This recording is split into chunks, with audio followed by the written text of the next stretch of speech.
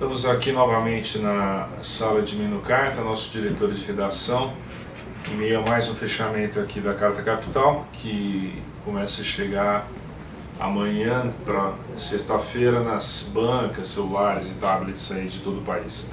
Estou aqui terminando de reler o historial do Mino, A Corte da Casa Grande. E temos ali uma foto de Joaquim Barbosa, quem Mino trata entre vários outros assuntos aqui no seu historial. Estava conversando com o Mino antes, ele estava comentando que a justiça é eminentemente política, que a justiça é política apesar das pessoas às vezes não tratarem dessa forma. O que você quer dizer com isso, Mino, assim, que a justiça é política? Ela age politicamente, ela é um órgão político? Não, eu acho que a justiça brasileira é totalmente politizada, porque ela trabalha a favor da Casa Grande, trabalha a favor do poder, trabalha a favor dos ricos e, aliás, no Brasil, pobre não vai, pobre vai para a cadeia, e rico não vai nunca para a cadeia, né? Uma coisa típica do país. Mas ela é isso, ela é totalmente politizada, o que na verdade é uma vergonha. Montesquieu, que nos deu a primeira lição sobre a necessidade dos três poderes, sobre os quais deve se basear uma democracia, revira-se no túmulo todas as horas, pensando no Brasil, coitado. Quando alcançam lá no além as informações sobre o Brasil, ele fica em pandanegos, coitado, o Montesquieu. Agora, a justiça aqui no Brasil, não estou dizendo que seja assim em todo lugar, no Brasil ela é totalmente politizada. Mas o que a mim preocupa bastante e de certa forma me espanta é que essa politização da política começa na cabeça das pessoas. Como assim? O povo, como sabemos, a grande maioria dos brasileiros vive no limbo e então está fora desse tipo de preocupações, está muito aquém desse tipo de preocupações. Mas quem efetivamente representa o privilégio, quer dizer, a minoria do Brasil, uma minoria de brasileiros, já parte com essa ideia preconcebida de que a justiça é um poder político. Claro que, a seu modo, também um poder político, mas a justiça não deveria jamais, em hipótese alguma, agir a favor desse ou daquele. A justiça é vendada, nós sabemos, ela age a favor do interesse comum, a favor da lei, a favor das coisas que deveriam preexistir a qualquer outra concepção de vida no mundo. Ela deveria ser mais técnica, se ater mais à letra da lei, como se diz, e fazer menos interpretações subjetivas, digamos? Não, deveria trabalhar para o bem comum, em primeiríssimo lugar, como um dos três poderes, independente, forte suficientemente para fazer valer as suas decisões, e nunca a favor deste ou daquele.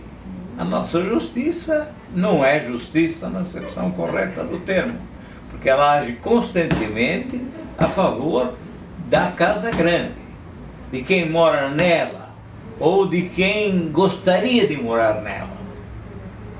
E os aspirantes, né? Os aspirantes, tem o time oficial, o time principal, e tem os aspirantes.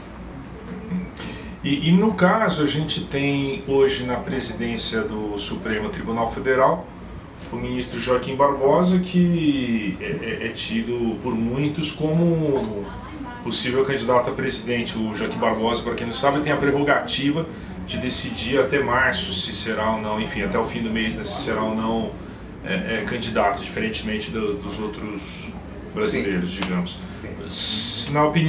Na sua opinião, Joaquim é candidato, Mino, a presidente?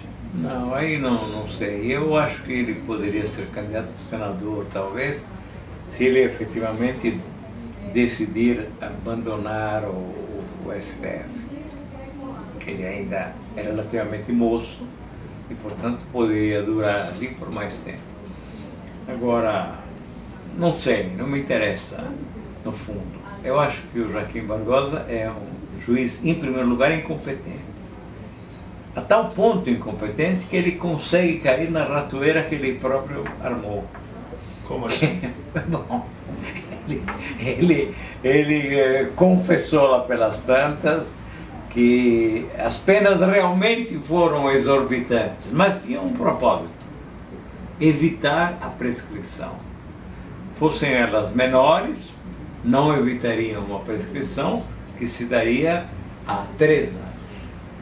Então, da forma como ele fez, evitou a prescrição. A qual prescrição, nesse momento, está beneficiando os envolvidos no mensalão tucano. Quer dizer, você vê por aí como há 2 pesos e 2 medidas. Sem contar também que o mensalão tucano, vamos chamá-lo assim, é anterior, bastante anterior ao mensalão petista, né? E falando em mensalão tucano, Mino, você arrisca algum prognóstico aí de como será o tratamento do STF? Eu acho que eles caminham claramente para a prescrição. Acho que ela vai acabar beneficiando todos os envolvidos. Ao contrário do que se deu com o chamado mensalão petista. Isso mostra claramente alguma coisa. E veja, as pessoas se preocupam com isso. O mundo caiu para Joaquim Barbosa e para Gilmar Mendes com a absolvição dos 8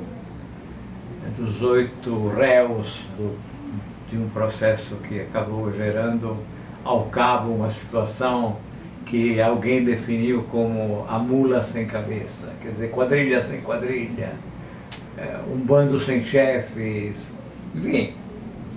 Mas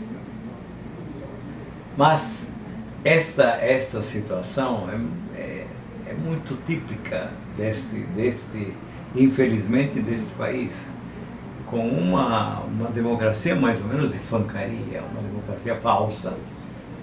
E nela a justiça age em conformidade. Nós estamos agora diante de uma situação que mostra que, já voltando ao mensalão tucano, que os mensaleiros tucanos serão beneficiados pela prescrição, e o pessoal não se incomoda com isso. Quer dizer, a turma do privilégio não se incomoda com isso. A chamada classe média brasileira não se incomoda por isso. Pelo contrário, está desesperada porque os sujeitos foram, pelo menos, absolvidos em relação à questão da formação da quadrilha.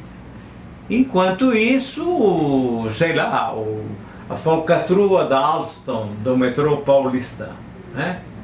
Essa passa em branca nuvem praticamente. Quem se incomoda com isso? Quem se incomoda com o brutal episódio da privataria tucana, quando Fernando Henrique e a sua turma privatizaram as comunicações brasileiras? Houve aí uma roubalheira bandalheira que não tem similar na história do Brasil. E ninguém se incomodou com o enriquecimento evidente de alguns senhores envolvidos no caso. Por exemplo, André Lara Rezende, que leva seus cavalos, seus bem amados cavalos, de avião para Portugal, onde ele tem uma quinta, ou para Londres, onde ele trota nos parques locais. André Lara Rezende, eu conheci o pai dele, era um cidadão simpático, arguto, irremediavelmente irremediável. Essa gente ficou rica da noite para o dia, ninguém se incomoda, mas muito mais rica do que o senhor de Lugos Fares, por exemplo.